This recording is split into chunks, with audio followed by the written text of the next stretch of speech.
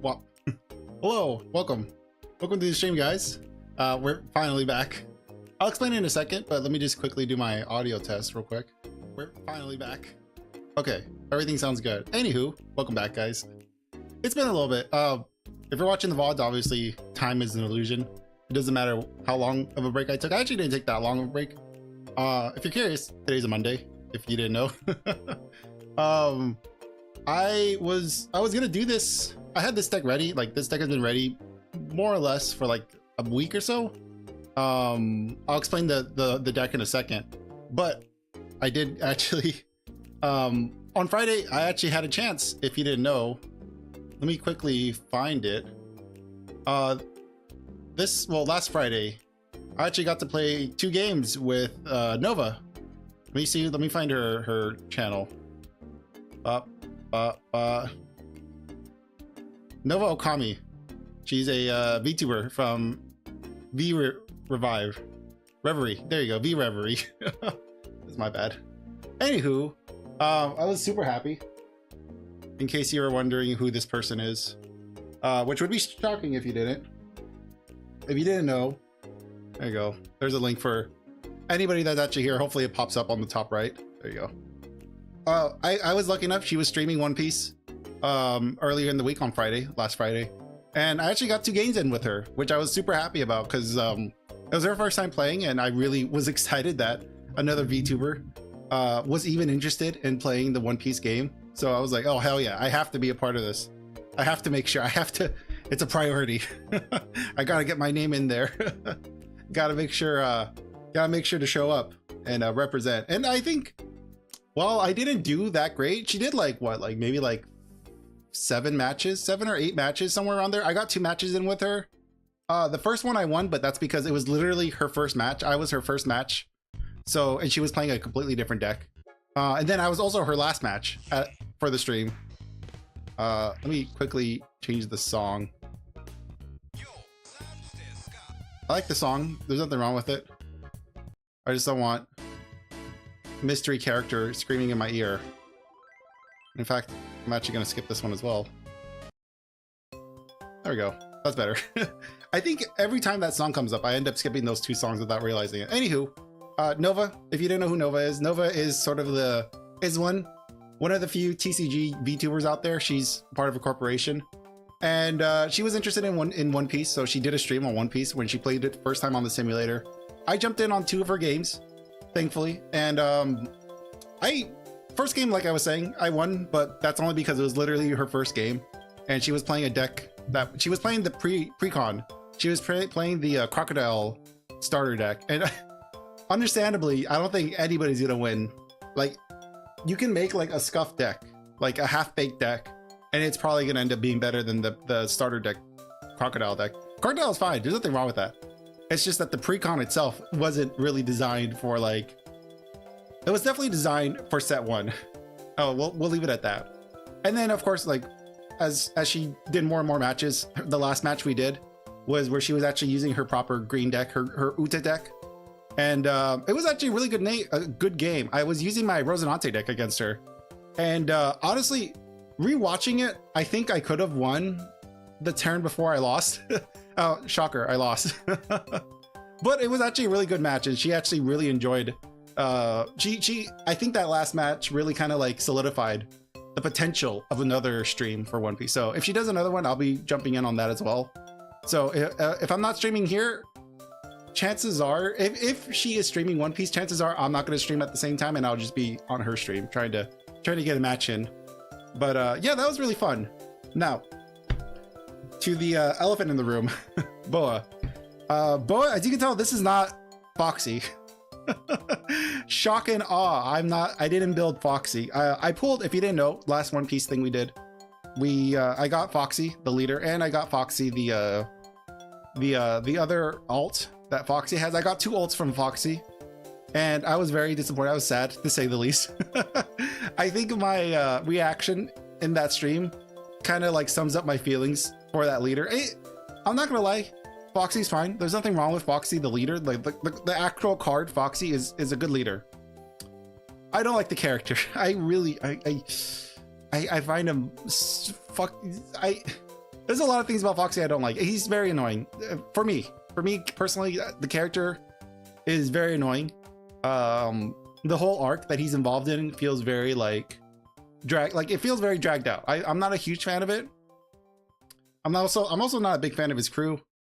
I'm also not a big fan of his design. There's a lot of things about this guy that I don't like.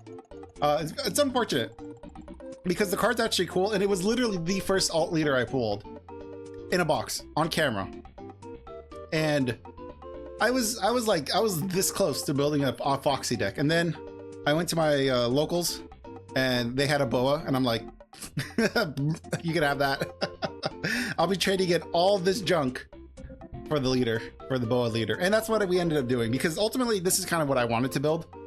So I got my alt, I got my leader, I got boa, and we'll just pull it out. I'll show you some of the stuff in a little bit. I'll show you the spice in a second. In fact, we'll just put it like, okay, no spoilers. Yeah, right there. So there you go. There's the leader. Make sure I'm not covering my face, which is very easy to do. Oh my gosh. My goodness. Boa. I'm so happy I was able to get this. I obviously I got it the week after the release, so like very shortly after getting the come on. Can we get a focus? Hello, camera? Hello? I swear. Autofocus sucks, man. I hate autofocus. I need to find like a good focus area, like somewhere around here where I can bring it up to the camera, but also like still have it like somewhere close to the actual floor. But anyways, boa, yeah. I traded off my Foxy stuff and a lot of other cards to kind of eat up the cost of the boa, because boa was about $98, $97. Obviously, boa's not that price anymore, but I don't care because I wanted to make this deck anyways. This was the leader I was chasing for, in case you were wondering. And yeah, I really like boa. As far as like boa as a character, I got mixed feelings about her too. Like at the very least, I like boa's design. I will say that much. Like, I don't think a lot of people out there don't like her design. And in fact, even the card's like fine. Like there's nothing wrong with the way they designed the card. I would have preferred like more, I don't know. I would have preferred something more like a dynamic, like some kind of dynamic pose, something more interesting. This is fine. I don't think it's the end of the world. It reminds me a lot of the showcase art. Like, I don't know if you've seen some of those like PNGs where it's like, it's the character mid-action with a bunch of clouds around it. That's what this art reminds me of. And it probably is very reminiscent of that. But as far as the texturing, there's a little bit of texturing on this. I don't even know if I could like show. I don't know how well the texturing is going to show on camera. I probably have to take it out of the sleeve. That'd probably be the best way to show the texturing. But it's also very subtle. The texturing on this is very subtle. Yeah, I can see it. Okay. There we go. The hearts are textured. There you go. You can catch a little bit of that reflection of the variation in texture. But there you go. There you go. There's a little bit of it. But yeah, there you go. Let me go ahead and read the leader while I put this back. Anything else? Anything else I want to talk about? This deck is not, it is a Warlord deck. Primarily, most blue decks right now are going to be focused on the Warlord system. That's not really, that is part of the focus, but there's also a subtype in here that I'll go into in a second. So Boa Hancock, 5 costs, 5k leader, or yeah, 5 life, 5k leader, mono blue. So Boa says, once per turn, your turn once per turn, this effect can be activated when a character is removed from the field by your effects. If you have 5 or less cards in your hand, draw a card. Draw 1 card. So, this is great.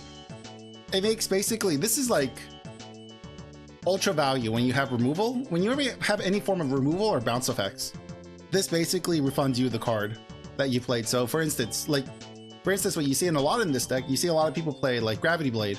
Gravity Blade is a card that bottom decks 2 of your opponent's creatures, and then because of that happens, Boa actually tells you, okay, you bounce 2 things off with a card effect, you get to draw a card.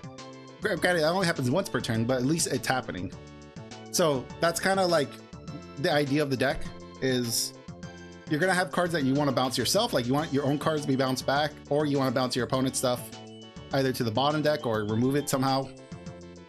And that's kind of like the idea. You're always going to get some kind of value off of the cards in here. Not every card, but the majority of the cards in this list are going to be pretty beneficial to this card. Otherwise, you know, obviously, if you're not trying to bounce, you're kind of missing the point of the leader.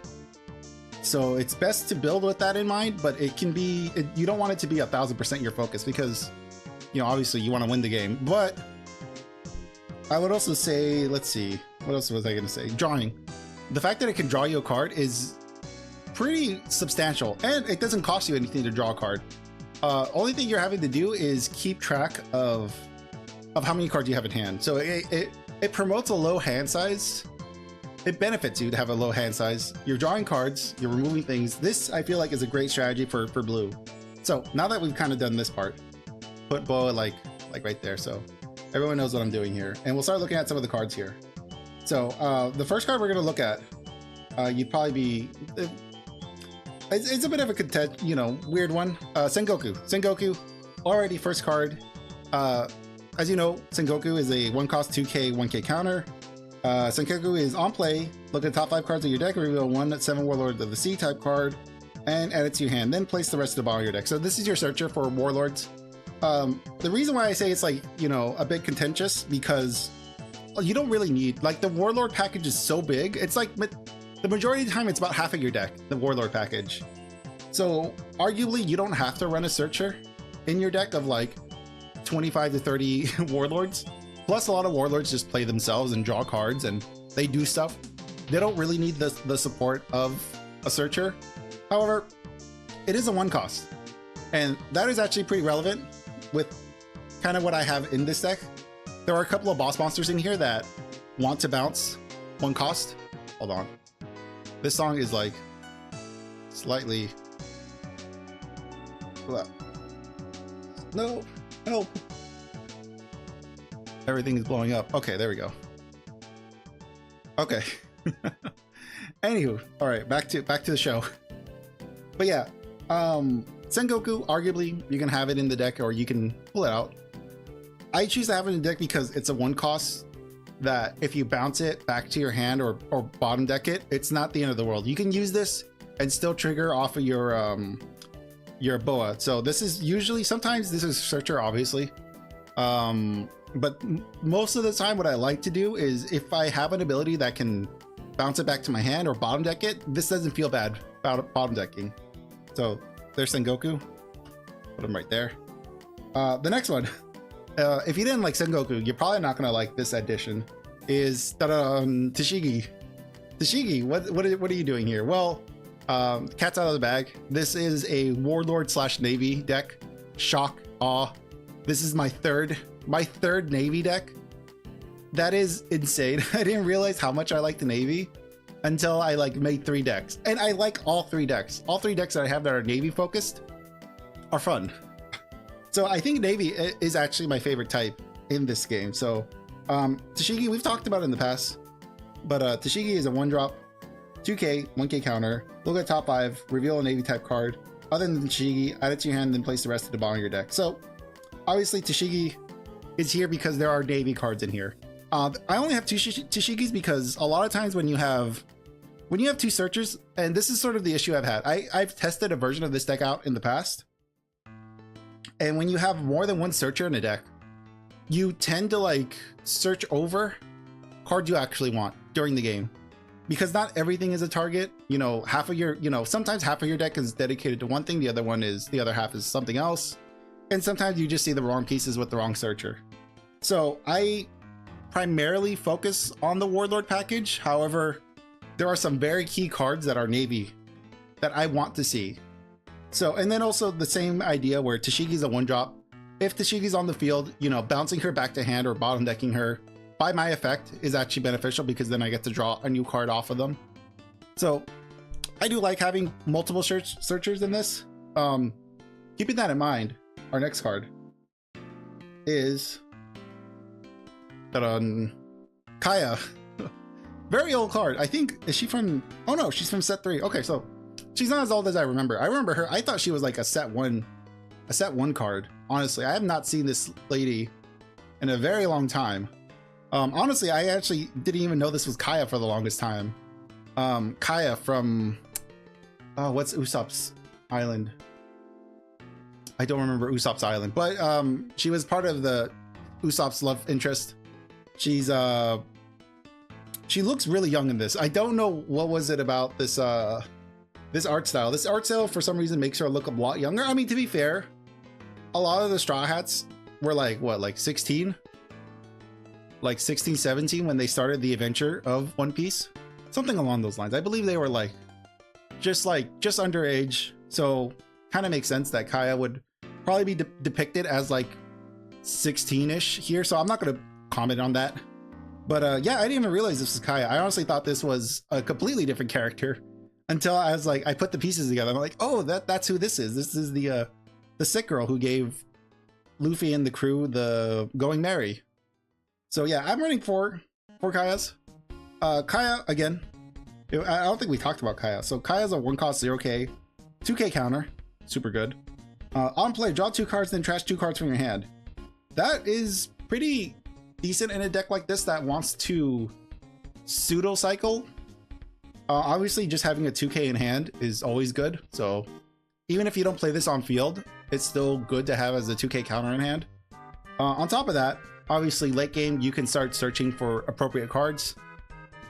If you need something very specific, like if you're trying to look for a boss monster to win the game out, Kaya can help you kind of filter out your deck and your hand, give you the most optimal play that you can possibly make. On top of that, again, we're in the theme of Kaya's a 1-drop that if it's on play, it's not doing a whole lot. But if we can remove it from play with one of our effects, then we're drawing a card off of it. So there is extra value in it within the Boa deck. So I do like having this. I have played it out a handful of times and I've enjoyed it. Another one. Unfortunately, this is probably the part of the deck where it's like I actually need to make an upgrade. Is I have 3 Doflamingos. This is supposed to be 4. The fourth one I have, the 4th copy I have instead is a pudding. I only have I have 1 pudding in the deck, and that's taking the place of the 4th Doflamingo. Doflamingo is perfectly fine. I think it's just in general, I didn't realize how expensive this card got. I thought this was like $1 card. This was like floating around like $5 or $6 for a little bit, and I had no idea. I have no idea why I didn't pick up a 4th copy. I only had 3 floating around. I don't know why I only bought 3. I must have been smoking something. But yeah, it's a good blocker. Obviously, it's at 7 Warlords. It's a low-cost blocker that isn't 4-cost because, Jesus, there's a lot of 4-cost in this deck. And this is not even a full, like, Warlord deck, and it has primarily 4-cost in it. It's insane. Like, it's like 22 or 20 4-cost creatures in there. It's insane. It's crazy. So, Doflamingo is a 3-cost 4k power, 1k counter. It's a blocker. Very good. And then on play, look at the top 5 cards at the top of your deck and place them on the top or bottom of your deck in any order. So this is kind of like, you know, you're kind of scrying, pseudo scrying 5. So it's always super useful, especially when you have a leader that can draw you a card. You can you can plan out your turn, like you can plan out your draws with this really well. Obviously it's a low cost blocker, so you can kind of pair this up with another boss monster. So you play your boss card, and then chances are you'll probably have just enough to play your blocker out alongside it. Obviously, it also does really great with Jinbei, where if you have Jinbei, you can play out a Doflamingo, and then you've built up your defenses. So I'm running 3. This is supposed to be 4. I like it a lot. And then our next one, probably a bit of a weird list, but we're coming back to that Navy theme of Hina. Hina is yeah. Give it a second, and yeah, there are 2 big reasons why I love Hina. Hina not only is a Navy type, but Hina also has a pseudo boa ability. So Hina is a searchable card with Tashi that on play. So I'll give you the stats real quick. 3 costs, 4k power, 1k counter. On play, draw 1 card if you have 5 or less cards in your hand. So it's essentially the boa ability without, you know, stipulations. All you have to do is just you have to have 5 cards in hand, 5 or less, and then you get to draw a card if you play Hina. It's also like outside of the 4-cost realm because, again, I don't want the deck to be fully 4-cost. I feel like having a deck that's only 4-cost is really detrimental to your play well, to your curve. Obviously, it's detrimental to your curve because literally all of your cards are 4 costs. So if all your cards are 4 costs, you're only limited to like X amount of plays. So you need to have some kind of variety, in my opinion, in your cost value, in your belt curve, in your mana curve. But yeah, Hina is fun. I very rarely play out Hina. I only play Hina out if I don't have like a Doflamingo, or if I don't have another thing to do. I can usually play Hina out, draw a card, and then it can just kind of sit there as like a sneak attack, essentially. Because no one's really expecting a 4 cost to swing in, especially if you attach 3 Dawn to it. 3 Dawn to basically hit your opponent for a life is actually not that bad, because your opponent will never expect you to actually attach 3 Dawn to this and swing in to actually get a hit. And a lot of times they don't want to counter out of 7, so 4, 5, 6, 7. Yeah, 3 Dawn. So yeah, I like Hina. It's a good enough ability. Who's in the background? I can't tell. No, those are his sleeves. Okay, sorry. I was looking at I was thinking it was like Bojango, I think, is one of her subordinates. I thought that was Bojango in the background, just like eating shit. No, but yeah, Hina, awesome character, interesting devil fruit, 10 out of 10 design. I love the way Hina's designed. Honestly, if I could, I'm gonna be honest with you. If I could, I would have like 50 cards of all attractive women in this deck. I wish I could. Unfortunately, not every like good meta card or every good synergistic card is a female with humongous tits. So, you know, we make sacrifices where we do. Anyways, here's the 1 cost, the 1 of pudding. I don't know how to feel about it because I really want pudding in this deck, but the way the deck is built is so tight that I cannot, for the life of me, fit in 2 more puddings or fit in an extra pudding, let alone. Either I keep the deck the way it's built right now and I just have 1 pudding, or I eat up like a couple of Edward Weevils, play pudding in its place. But it's tough. But I do like pudding. I think pudding is almost mandatory in every blue deck, even if it's a 2 of. I think a 2 of makes sense. A 1 of is just like a flex spot, like, you know, you're just flexing that you have it. It's not like it's an expensive card, but it is nice to have. I do like having pudding. I wish I could fit it into the deck, but you know, it is what it is. So, oh, there we go. So pudding, we've seen pudding a couple of times already. So pudding's a 4 cost 4K, 1K counter. On play, your opponent returns all cards from their hand and all their cards from their hand to the deck, shuffles their deck, then your opponent draws 5 cards. So obviously this is a hand reset. The best case scenario is that you play this against somebody who has a hand of like 12, and then you reset their entire hand, give them 5 random ass cards. Arguably, if you're playing something that cycles out their deck, like I was gonna say Sakazuki, but like Sakazuki's not in the meta. But if you're playing against a deck that is very similar to Sakazuki, where they're discarding and drawing cards, and they're sculpting the perfect 5, a lot of times you can just throw this on the field and just completely mess up their plan late game. So don't be afraid to play this if your opponent has 5 cards in hand, because sometimes those 5 cards are the best cards in their deck. And then you force them to shuffle like all of them back into their deck, and then they draw maybe 3 or 2 of the best cards in their deck. So don't be afraid to just throw that out there if your opponent has 5 cards late game specifically. So our next one is Edward Weevil. We pulled our playset during the what was it, EBO1? Yeah, EBO1. Which unfortunately, I mean, shocker, this deck, the Warlord deck, ended up just like kind of tanking in price. It really wasn't as popular as I was expecting it to be. Or at least, you know what? It's not a bummer. It's actually a great thing that the Warlord system isn't an expensive deck, because this is the deck that I felt the most competent in. Like, this deck feels so good to pilot. I really enjoy piloting the Warlord system. It feels just like a well-oiled machine. So this is like the first deck with an archetype that I personally like a lot. No, yeah, I would say so. Because even like the Black Navy, even a Black Navy deck doesn't have this much synergy in it as the Warlords do. So this is the type of design space that I really like. Hopefully they can recreate this with other types and colors. So Edward Evil, 4 costs, 6K, no counter. On play, draw 1 card. Just generically good. There's no issue with it. Like a couple of people cut this. Like sometimes you see one or two of these in a deck. But honestly, like there's never anything wrong with just having Edward Weevils out. Because it's a massive body that draws you a card, so it replaces itself. A lot of times you could just play this for free, thanks to Jinbei, that's coming up next. So it's just a good card. Like, I mean, again, this was the card I'm thinking about cutting 2 of and just adding and putting, but I think I'm okay with 4. I don't think it's a bad decision. So speaking of our next card is Jinbei's. Jinbei is, man, this is such a good card. This is what holds the engine up. This card and Gecko Moria are the backbone of this whole deck. Without these cards, this archetype would not exist.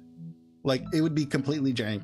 But thankfully we have Jinbei and we have Gecko Moria that can just like play out cards and recycle cards. It's awesome. So yeah, there you go. There's Jinbei.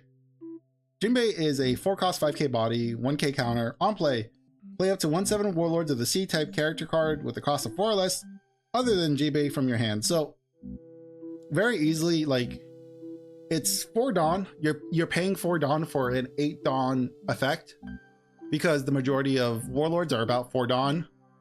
And my goodness. Yeah, well, yeah, it says 4 or less. So ideally you want to be playing up to 4. Even pairing this with like the Doflamingo blocker, it's still an awesome play.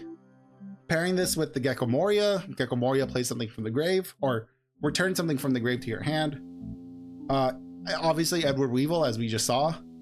You play Jinbei, you play an Edward Weevil, and then you draw a card. Like, oh, this is such a good combination of cards. Like this really is your engine. This and Gecko Moria are your engine for the Warlord system. And I would really love to see that be adapted to every other type and color. Like that, I'm not even joking. That is such a good direction. I think it's a cool direction to take the game, which is why I'm such a big fan of the Warlord system. So here's our next card. It is 4 Gecko Morias.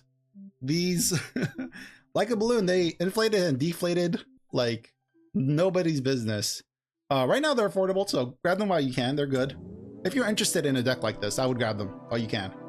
So Gecko Moria is a 4-cost 5k power, 1k counter. On play, add up to 1/7 Warlords of the Sea or Thrillbark Power type card with a cost of 4 or less other than Gecko Moria from your trash to your hand. So this recycles things out of your grave. That is extremely cool for 4 costs. It's the baby gecko for blue. I hate the art. I think it looks terrible because it's literally just a screen grab. Like they just like screen capped one of the scenes from the anime, put it on a card. Cards like this are the reason why I didn't like the game when it first came out. But effects like this are awesome. Like it's such a good versatile effect. I'm glad it exists. I would not pay more than like $3 for it, to be real with you. But yeah, great card. Then we're gonna be looking at our 2k counters, which of course we have our Dracula Mihawks. Let's see if we can get that to show. My goodness, what's wrong with his face? I just looked at his face. It looked like he had like some squiggles in it.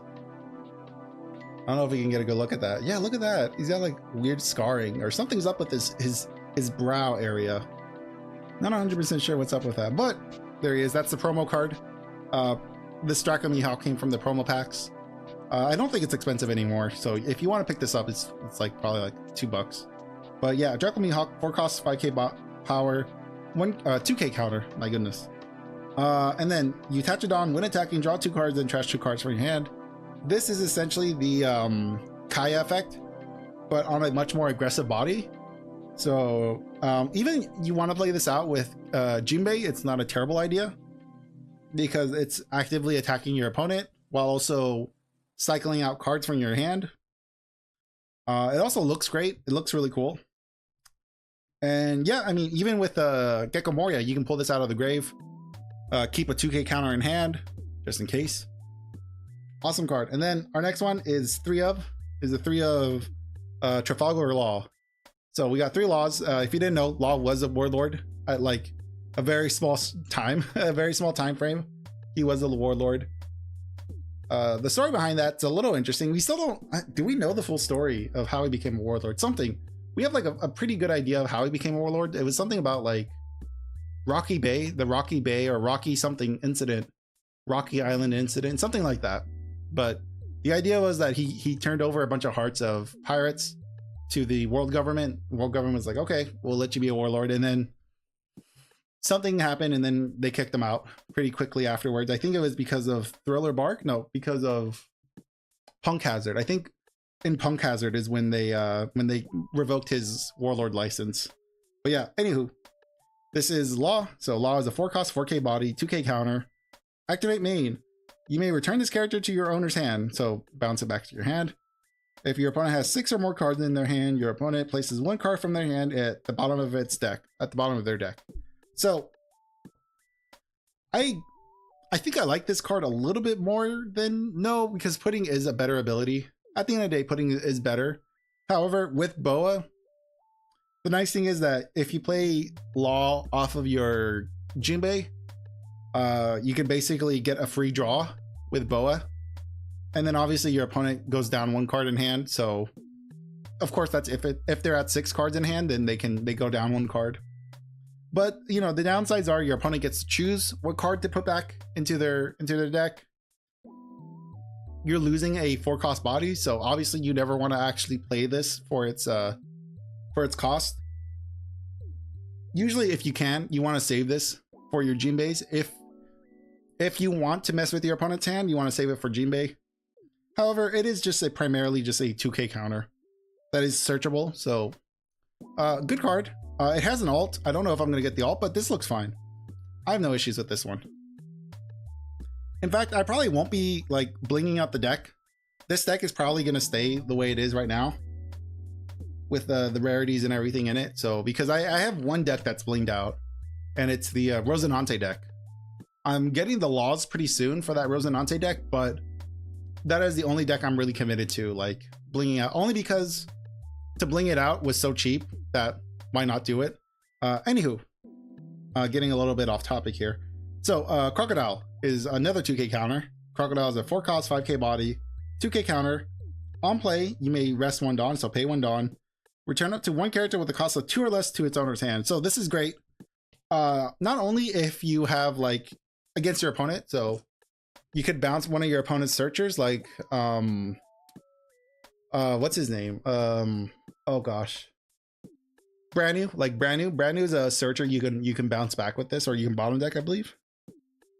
Turn up to no, yeah, this bounces. Okay, and then obviously with all the searchers and Kayas we have, we can just bounce those back to our hands for free with this Crocodile, and then we get to draw a card off of that. So it's a really great card. In fact, like maybe putting it up to 4 isn't a terrible idea, but obviously I want to keep the 2K counters kind of split, because sometimes I want to get Law, sometimes I want Crocodile, sometimes I don't want either. So keeping them both at 3 I think is fine. Don't think it's a terrible idea. We're getting pretty close to the end of this. I only have a handful of cards to look at now. The Lady of the Hour, of course, something you would expect to see in this list, is the Boa Hancock herself. I think I've talked about this in the past. Hang on, let me use this hand. There we go. I'm back. I've talked about this in the past, but like arguably this is my favorite version of this Boa, of the 6-cost Boa. The alt, obviously the alt looks great. There's nothing wrong with the alt, but this kind of encompasses, I don't know. I just like this version of it. I think she looks great. Yeah. Yeah. I think she just looks great. Looks neat. This is such a nice version of Boa. I think the art looks great. I love that there's just enough of her in a dynamic pose. There's just, you know, there's a little bit going on with her snake. It's not just her doing the mellow beam. And yeah, let me read the card. So Boa is a 6-cost 8K body, no counter, which is okay because she's one of your bosses. So Boa is on play. Up to one of your opponent's characters other than Monkey D. Luffy cannot attack until the end of your opponent's next turn. Then plays up to 1 character with the cost of 1 or less to the bottom of its owner's deck. So again, we're getting into that strategy of what Boa wants to do, where Boa, so the first ability is you're going to freeze one of your opponent's characters. One of the reasons why I'm running it at 2 is because I'm still of the belief that characters like Luffy are just going to be prevalent in the meta. Like, I don't think they're ever going to print like a terrible Luffy card. There's going to be at least one good Luffy card out there, and chances are you're going to end up fighting it, and then your boa is going to be useless against it. So I choose to run it at 2, just like the NLs. Like, I used to run an L at 2 when people were running it at 4. Obviously, a bunch of black Luffys, the Dressrosa Luffys, were meta relevant, so obviously that worked out in my favor. No, because the NL came out in set 5. Yeah, no, yeah, people were still playing. Oh, what's her name? Rebecca. People were still playing Rebecca in set 5, I believe. Yeah, I remember. And obviously that Luffy from set 5 or from set 4 was pretty relevant. So again, this is the same situation where I think having cards that are not effective against everything are a little more dangerous to play. It's nice that you can freeze things for more than a turn, more than just, you know, one cycle, because it's until your opponent's next turn. So yeah, it stays frozen when your opponent goes to attack, so they can't use whatever you freeze. And then obviously we're bouncing something, bottom decking something, a 1 cost. So obviously this is the primarily what you want to use to like bottom deck some of your 1 cost searchers. Things like the crocodile, you want to bounce Kaya's back to your hand, or you can bottom deck a Kaya as well. It really doesn't matter, because it's still drawing you a card with the leader and you're still getting the full effect. Chances are by the time you throw down Boa, your opponent's probably not going to have a 1 cost anymore on the field. So it's nice to keep your searchers on the field for a little bit longer because of cards like this. But yeah, Boa's a great card. I'm running 2 other things at 6 costs because, like, I think what is it, Gum Red Rock is still arguably a better card than Boa. Boa is great because Boa is a massive body, but Gum Red Hawk is a 6 cost event that just like bottom decks anything, you know, without discrimination. It bottom decks whatever you don't like, and that's just a better card at 6. So I run the split of 2 Boas and 2 Gum Red Hawks, and I'll show you that in a minute because we're almost to the event. But we got one more card to look at. Our ta-da! We have Aramaki. Never thought you were gonna see this guy again, huh? Aramaki is, again, I'm running Aramaki as 2. I only have 2.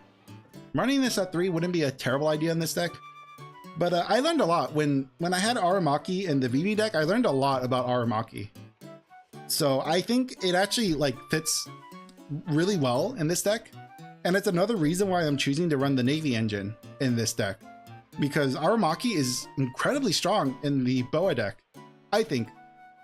So Aramaki, let's read it, and then you'll kind of get an idea what Aramaki's like. Also, this is like a $2 alt, so like there's nothing wrong with playing this. There you go. Again, I'm not a fan of Aramaki the character, but his card I think works really well in this list. So Aramaki is an 8 cost AK body, no counter, and then it's a blocker as well, which having a blocker this big is pretty relevant. Your opponent's gonna have to dedicate, like, at least your opponent's gonna have to get 1 good body in to get past this. So it is a decent blocker. And then it's activate main. Once per turn, you may trash 1 card from your hand and place 1 character with a cost of 2 or less at the bottom of its owner's deck. This character gains 3k power during this turn. So what's important to remember about this is that his ability, the ability to trash a card from your hand and place a character with a cost of 2 or less to the bottom of its owner's deck, that is an activation cost. That is not a May ability. You have to bottom deck something, otherwise you're not getting your effect. And I remember doing that the first time and it felt horrible. Oh my goodness.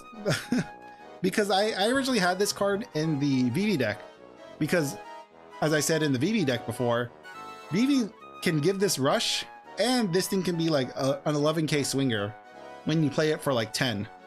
However, if you don't have anything to bottom deck, or what is it? Yeah.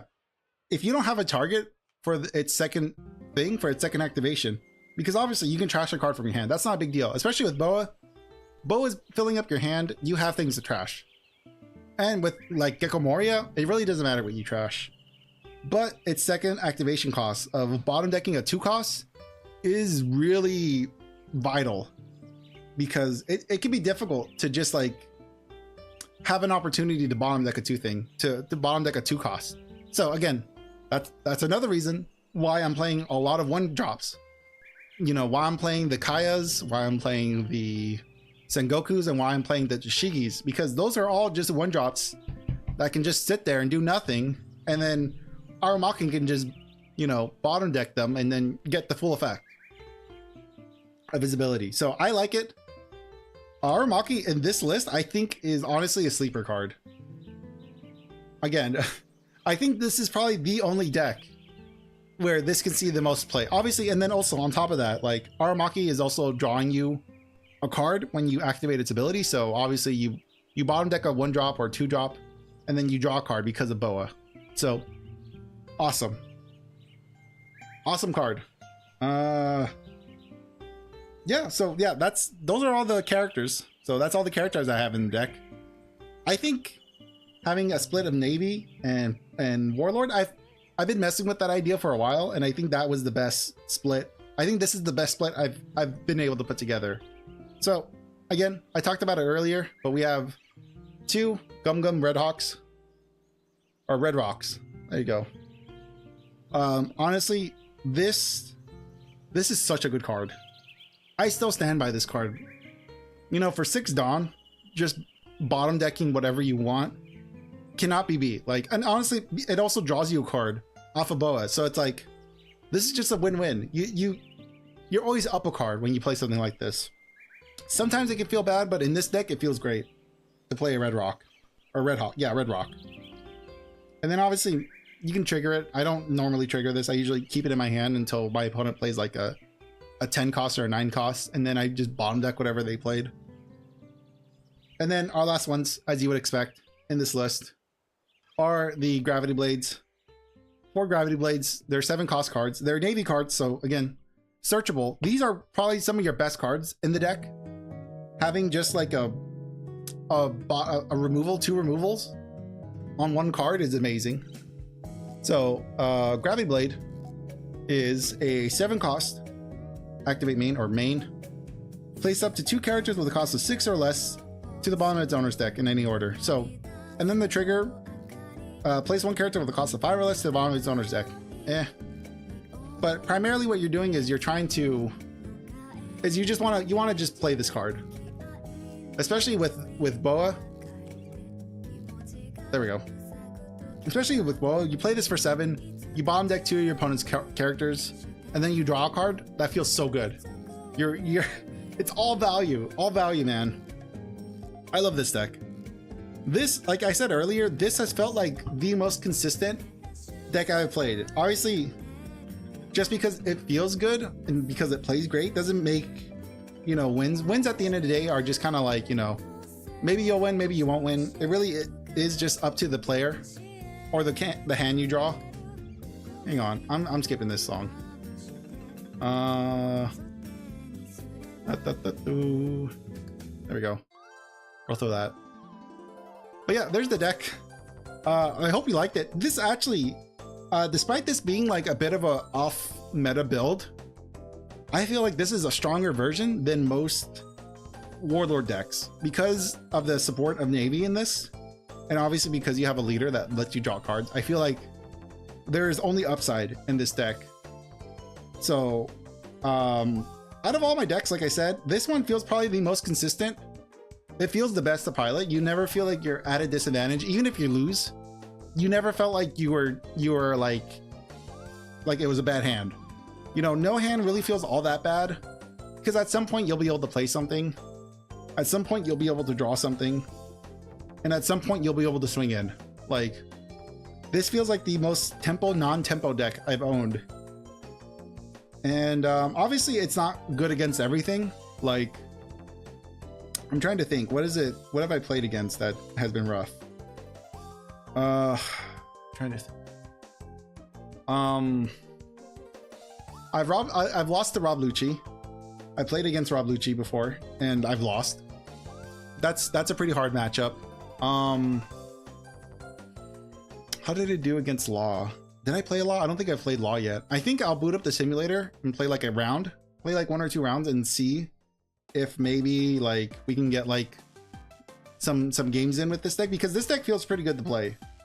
Again, as a disclaimer, I'm not a good player.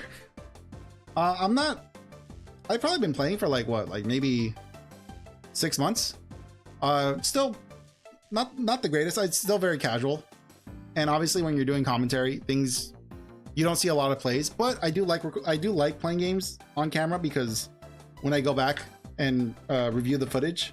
Oh, you know what? I forgot to show you something you probably wanted to see are the dons I printed out for this deck. I love how I'm saving this for the end of the video. But yeah, I printed out custom dons for myself. Unfortunately, I couldn't go to the people I normally go to. Like the company that I normally go to for prints didn't want to do it, because obviously these are comic strips. These are strips from the manga themselves. So they didn't want to deal with the potential legal action of like, oh, you know, this is copyright material. It technically is, but this is not being used for resale purposes. This is just for personal use. And yeah, and obviously I did edit a little bit. Oh, hey, what's up? Hellish Quiz. How you doing? Thank you for following. You're coming right. We're about to switch over to the simulator in a minute. I just wanted to show off the dons I got, or the dons I made. I had to print them out locally, because obviously the printing company that I contacted wasn't willing to print it out, which is understandable. Oh, I see. Well, thanks for the follow. I don't know what that spam was.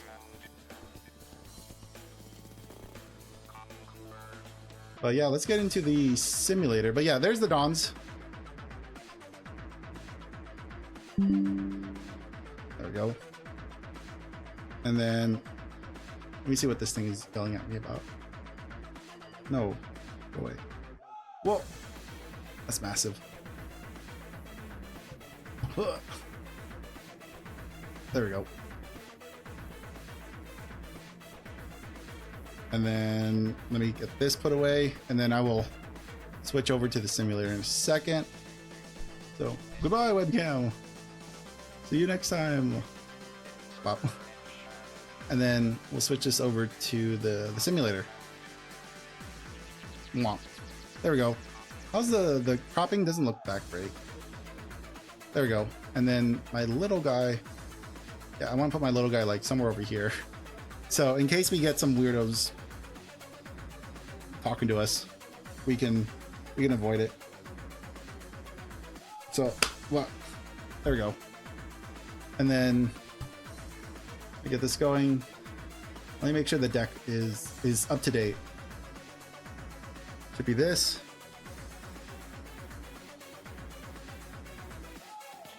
Okay, yeah, that looks fine. And then I think we'll just jump into a couple of like just random games. I don't want Rosinante, I want... Where's Boa? Did I just pass Boa? Oh, wait, no. Boa is for some ban. OPO7. Multiplayer. PO8. So it'd probably be East then, huh? Yeah. Okay. We'll do a quick join. And just see kind of what happens. Womp, womp, womp. There we go. I'll just sit like that as we wait to get connected.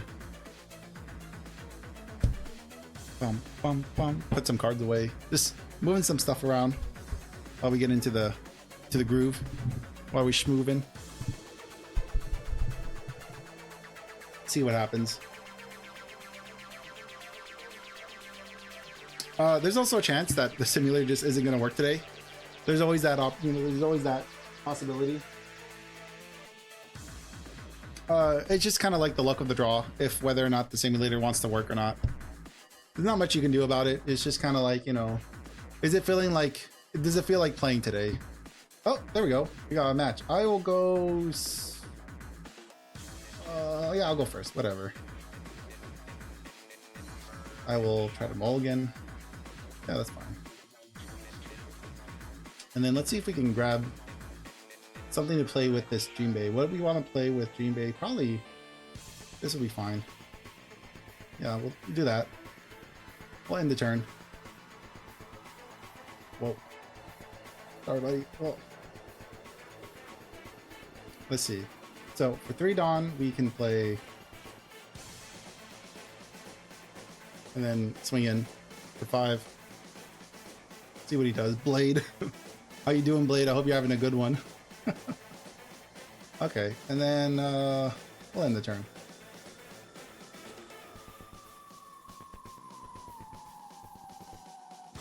Countered out with Zoro. That's fine. So around 4 Dawn is when he's gonna start doing stuff. Oh, interesting. Don't really have much to. Yeah. So he'll ramp 1. No, he can actually.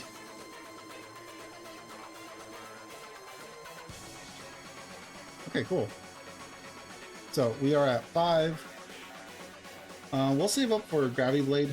Yeah, next time we can Gravity Blade. So we can do a Jinbei, and then what we can do is start asking for cards in hand.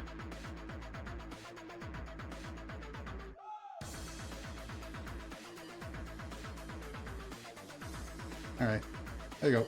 Have fun. Let's see if he can keep up his removal. If he can keep up with the flooding.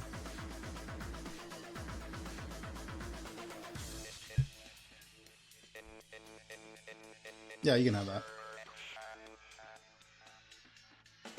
Womp, womp. Womp, womp, womp, womp.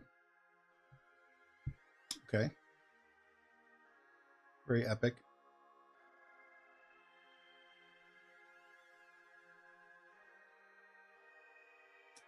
You can have a... Oh, I didn't mean to do that. Oh well. Let's see. Do I have a 2K in hand? I don't. Yeah, we'll resolve that, whatever. So 7. Now we can start bouncing stuff. We can probably bounce... Who are we most worried about? Probably these two, huh?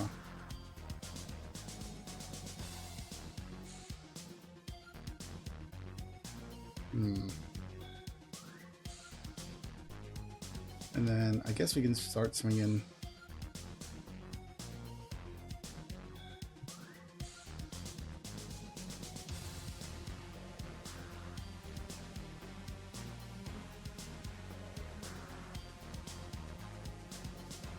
See if he wants to save that. He's thinking about it. Ah, he does want to save it. Okay. Alright. Good luck. That 7 Dawn. Probably start doing some shenanigans. Let's see what he can do. What can I do? I finally got a 2K counter after 1,000 years. Probably start like countering out of stuff a little more aggressively. I don't think Law, does Law have any big bodies? He doesn't play things like he plays Queen. I don't think he plays anything like Whitebeard. He could. We're playing in Opio 8, so he might have like Rayleighs, but he can't play a Rayleigh right now. Are we done? I think he's still thinking. There he goes. Yeah, you can have that. Actually, do I want to give him that? It would require 3. I could actually like...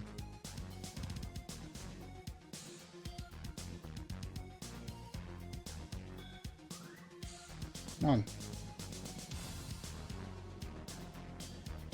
Okay, there we go. Counter. Oh, that's right. He doesn't have counter. I'm an idiot. Yeah, resolve. No wonder. I'm so dumb.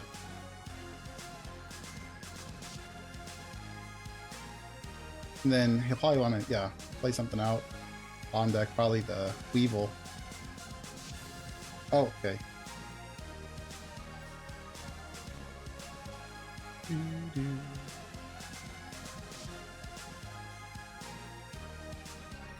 There you go, buddy. Yeah.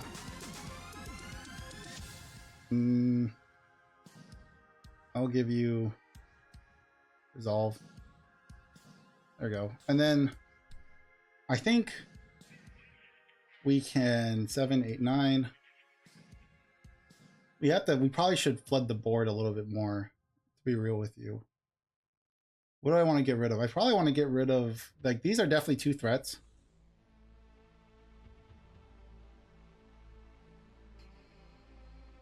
Why does my boa not activate? I feel like I'm missing something.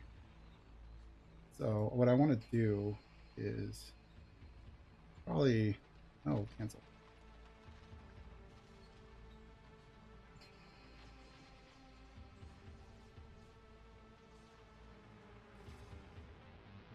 Oh, yes. Okay. That was fun. I don't know why my boa never activated. That was very strange. We can try one more game. Let's see. I can't use them here. I don't know why the Western one is not up to date. Am I even up to the most recent version of this game? Let me double check. Let me double check on the simulator on the Discord. Because I feel like I'm up to I should be up to date. Yeah, I'm still up to the date. This is, hold on. Game, stop, please. Yeah. Yeah, okay, so we're still on the most recent version. Just double checking things. So yeah, I don't know why the Western one is not been up to date. We'll just do another quick join and see what happens. See what our opponent wants to do.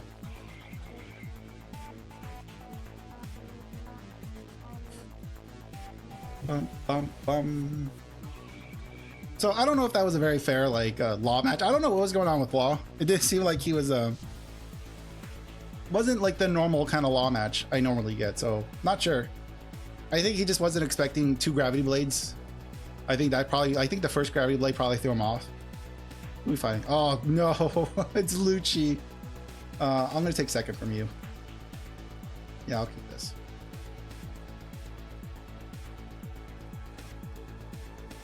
Bum, bum. All right, so for we can double search. We have our Aramaki. Let's see if we can find our Boa. I think we can grab our Jinbei. Which, what do we have to play with Jinbei? We don't have anything. Well, we have a Mihawk. Yeah, I'll grab Jinbei, and we'll just throw those back like that. And then we can. I don't think we throw this out yet. I think what we do is we pass. We're not going to double search. Not yet, at least.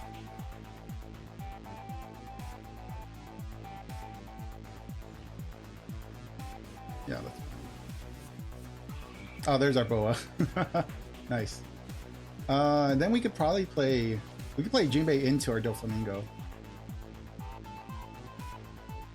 Oh yeah, that's right. We'll do. This is all of my geckos. How are our 2K counters? Oh, we're really low on 2K counters. Oh, this sucks. I might bottom deck this. Okay.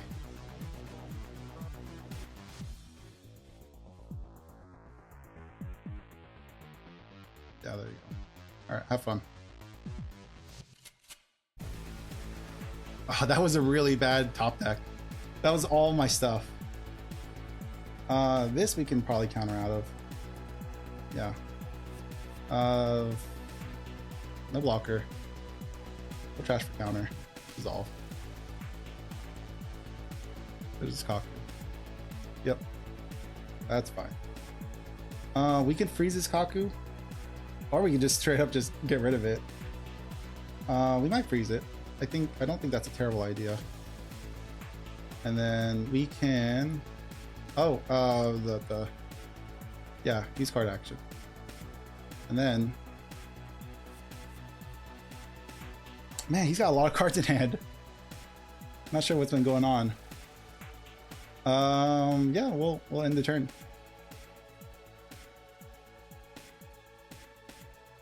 There's Eni's Lobby, yeah. How are we doing in hand size? We could counter this out. Yeah, no blockers. We'll go ahead and trash for counter. Resolve that. Let's see if he can get rid of this. Oh, he's got his blockers out. Okay. 8 cost. I don't have anything to combo with this guy. Well, it doesn't matter yet, because I could play this next turn. They're immune to KO stuff, so I don't have to really worry about that at the moment.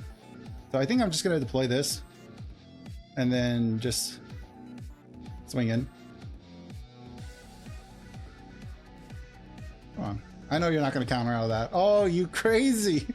Yo, he did. He countered out of it. All right, let's go. All right, there you go.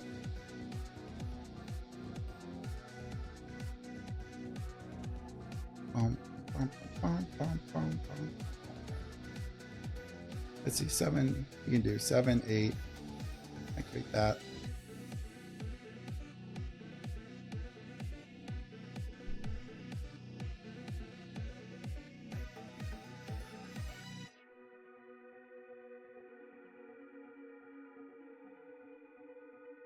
Okay.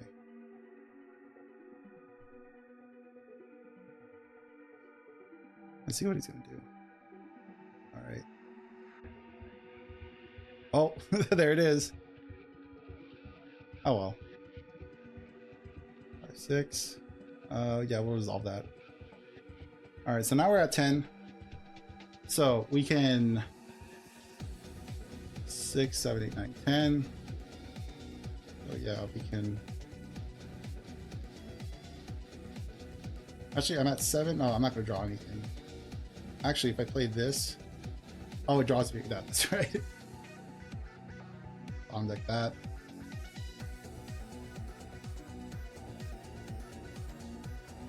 I don't think he's gonna save it. No, actually, yeah, because he still has his blocker.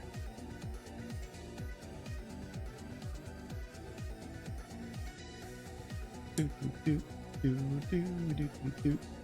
he goes. He's going for the boa.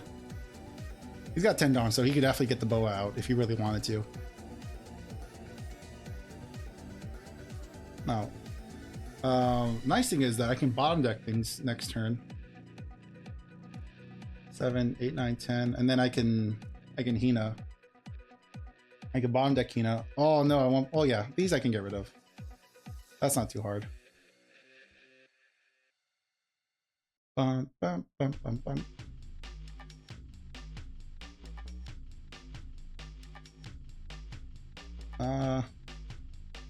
Yeah, go ahead.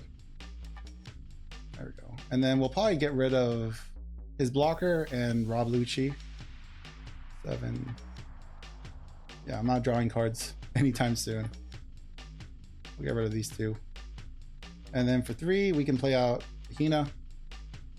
And then we can see if we can get his board off. There we go. He's eventually going to run out of removal. He's got 11 cards in grave. He's eventually going to run out of gas. Unfortunately, right now with the way things are set, he definitely has more life, so he might be able to do a lot more. Yeah, that's gone.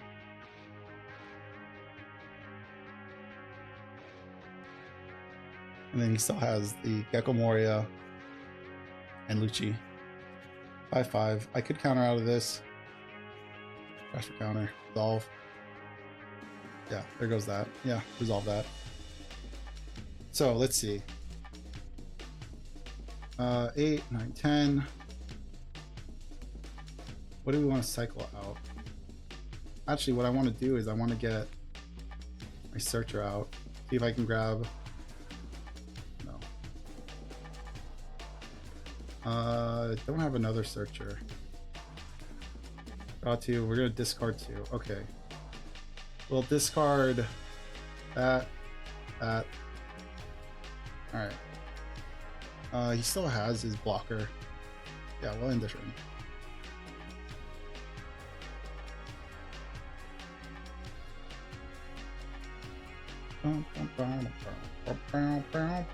Trash 1 card from hand. Give one. Okay, your opponent discards 1 card from hand. I will give you a law.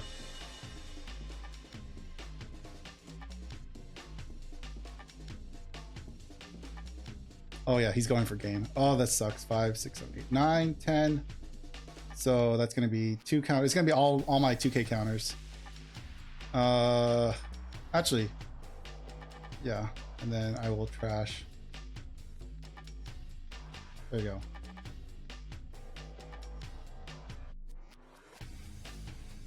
Five. Oh, that sucks. Trash for counter.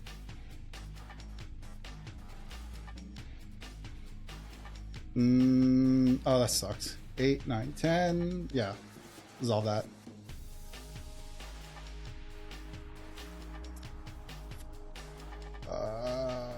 Trash for counter. There you go. And then what we can do is 7, 8, 9, 10. No, we won't be able to do both. Oh, that's rough. Yeah, what we can do is we can bottom deck these two, right? Yeah. And then use card action. Okay. So what we can do, we can get 2 cards off of them. Yeah, what we can do is we can get 2 cards out of his life, but that's basically game there. I'm just trying to see if he'll concede. I don't think he's gonna concede, if I'm gonna be real with you. Yeah, there you go. Go for the win. You got this.